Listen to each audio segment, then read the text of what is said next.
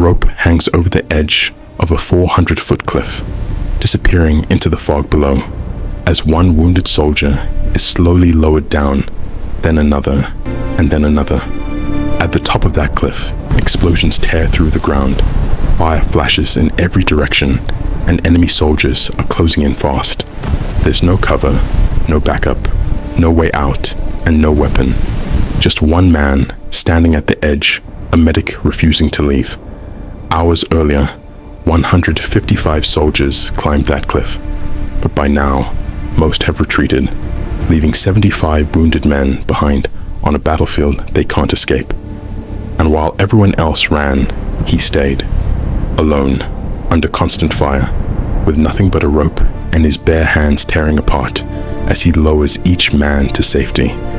The enemy is only feet away, the rope is fraying, his strength is fading, but he keeps going, because for him, this isn't about survival, it's about saving one more life. And by the time the sun begins to fall, this one unarmed soldier will do something no one thought was possible.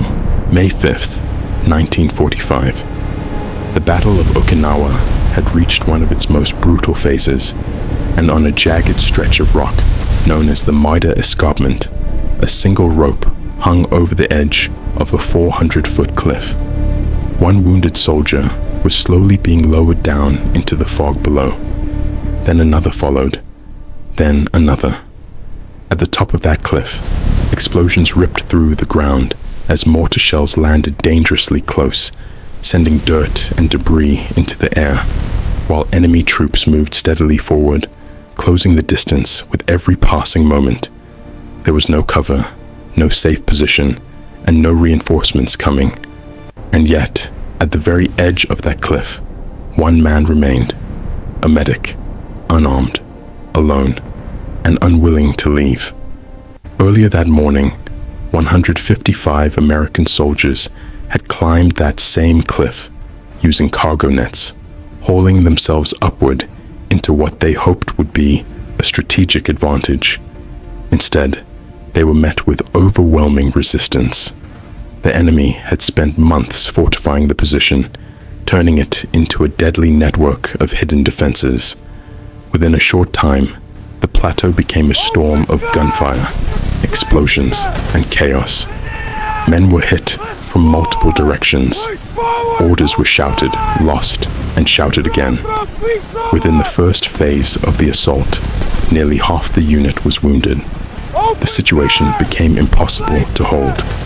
With no viable way to defend the position and no clear path forward, the able-bodied soldiers were ordered to retreat. It was the only option left, but not everyone could leave. 75 wounded men were stranded at the top, unable to move, surrounded by enemy forces that were determined to hold their ground at any cost. Among those left behind was Desmond Doss. He had no weapon, no orders to stay, and no obligation to remain on that ridge, but he chose to stay anyway. What makes that decision even more remarkable is that Doss had spent months before this moment being treated as an outsider within his own unit. Back in 1942, when he was drafted, he had made a simple but firm declaration. He would serve his country. He would go to war, but he would not take a life. His beliefs, shaped by his faith, led him to refuse carrying a weapon. To many around him, that made no sense. In a place where survival often depended on force, refusing to carry a rifle was seen as weakness. During training, that perception turned into hostility. He was mocked, isolated, and pushed to his limits by the very men he was meant to stand beside in combat. His belongings were tampered with, his faith was ridiculed, and he was pressured repeatedly to leave. Some tried to have him removed from service entirely, but every attempt failed, not because the system supported him, but because he refused to give up. He showed up to every drill, completed every requirement he could, and focused intensely on becoming the best medic he could be. He didn't argue, he didn't retaliate, he endured. And when challenged, he made one thing clear. He would be there when it mattered, saving lives. That promise began to take shape in earlier battles. In places like Guam and later the Philippines, Doss proved himself under fire.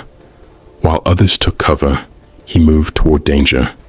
He treated wounds in open combat zones, stopped bleeding under pressure, and carried injured soldiers to safety, again and again.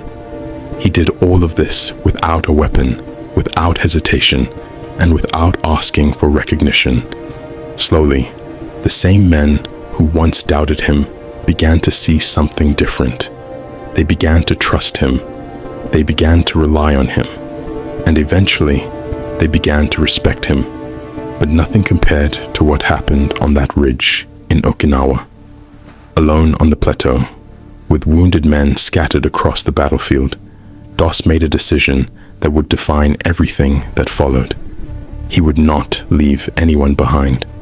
He moved from one injured soldier to another, assessing wounds, offering reassurance, and dragging them toward the edge of the cliff. There, he found a rope. Securing it as best as he could, he began lowering the wounded down the steep drop, one by one. There was no structured plan, no formal training for this kind of evacuation. It was a solution born out of necessity, carried out under constant threat. Each descent required focus and strength. Each movement risked drawing attention. The rope cut into his hands as he worked, the friction tearing at his skin. But he didn't stop. After lowering one man, he would turn back toward the battlefield, searching for another. Time lost its meaning. The only thing that mattered was the next life he could save. As the hours passed, the danger only increased. Enemy forces moved closer. The sounds of battle grew louder. His risk became overwhelming. But he continued. Those who witnessed it later described a pattern. He would lower a man down, pause briefly, and then return for another. Over and over again. It wasn't just physical endurance. It was something deeper, a level of commitment that went beyond orders, beyond expectation, beyond logic. By the time the effort ended, dozens of men had been brought to safety. The widely accepted number is 75. 75 lives saved by one man who carried no weapon and stood alone in one of the most dangerous positions on the battlefield. When he finally descended from the ridge, exhausted and injured, the reaction from his fellow soldiers had completely changed.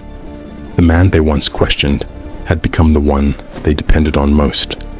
The medic they doubted had become the reason many of them were still alive. But even after that, his story didn't end. Not long after the events on the escarpment, Doss was seriously wounded during combat. A grenade explosion caused severe injuries, leaving him alone and in pain. Instead of immediately calling for help, he treated his own wounds as best as he could and waited. When rescue teams eventually reached him, he made another selfless choice. He insisted that another, more critically injured soldier be taken first. Even then, even after everything he had already done, he put someone else ahead of himself. Later that year, he was brought to the White House, where Harry S. Truman presented him with the Medal of Honor.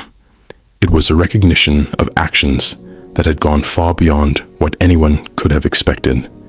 He became the first conscientious objector to receive the award, a moment that symbolized not just personal bravery, but a shift in how courage itself could be understood. Yet recognition did not erase the cost. The injuries he sustained during the war had lasting effects.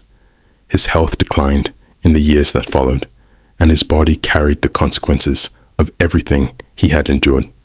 The medal represented honor, but it could not undo the damage.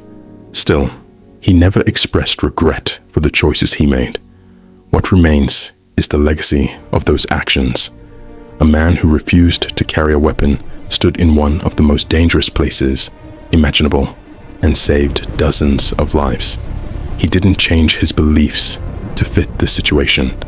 He didn't step away when things became impossible. He stayed. And because he stayed, 75 men lived to see another day. His story challenges the way courage is often defined. It shows that strength is not always measured by force, and that standing firm in your principles can be just as powerful as any weapon. In a moment when everything depended on action, he chose to act, not by taking lives, but by saving them. We have come to the end of our story. Thank you for watching. If you liked it, don't forget to like and subscribe, and turn on the bell notification so you don't miss new videos.